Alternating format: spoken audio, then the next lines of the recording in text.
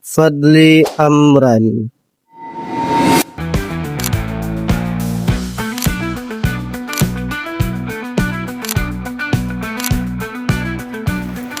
Fadly Amran sebagai seorang yang memiliki jiwa entrepreneurship.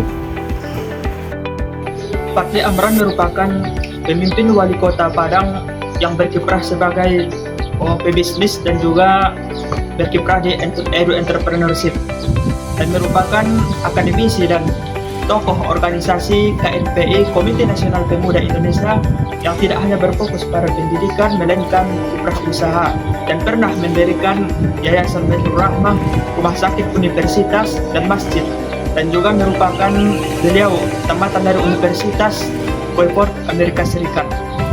Beliau lahir di Padang Panjang pada tanggal 9 Februari 1988 dan sekarang usia beliau 38 tahun.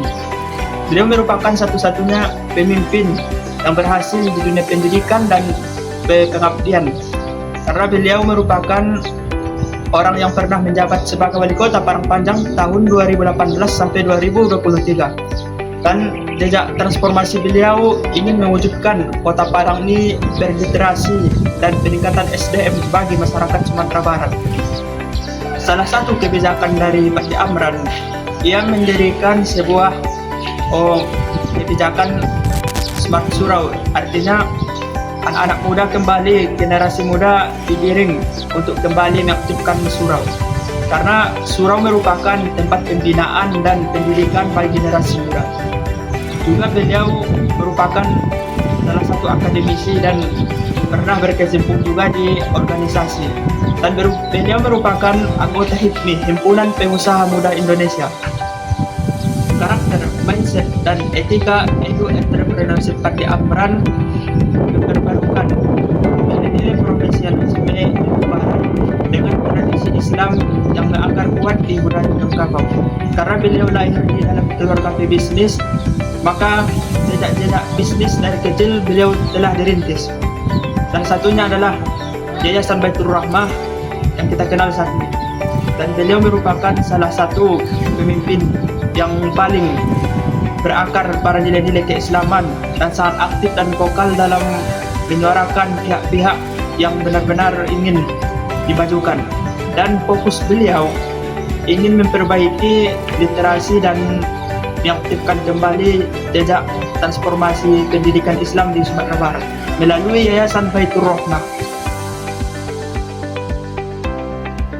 Profesional manajemen Fadly Amran, ia pandai mengelola sekolah ataupun yayasan pendidikan dan bisnis agar bisa dijalankan secara literatur dan bisa dikombinasikan dan diatur dengan sebaik-baiknya. Etika entrepreneurship Fadly Amran memiliki keseimbangan, di antaranya keadilan sosial. Dia percaya bahwa melalui dunia bisnis dan pendidikan, keadilan bisa terwujud secara merata. Karena sistem keadilan sosial harus bisa diwujudkan melalui pendidikan dan bisnis yang dikelola secara baik. Yang kedua, kolaborasi atau syura.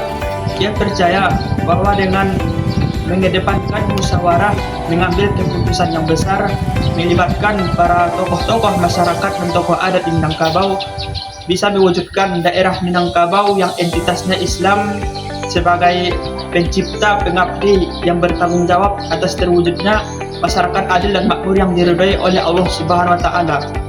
Dengan melalui kolaborasi ini, melalui tokoh pemimpin yang mengedepankan nilai-nilai demokrasi dan musyawarah, maka terwujudlah negeri ini negeri baldatun thayyibatun, yakni negeri yang benar-benar menjalankan aspek ibadah dan bisnis.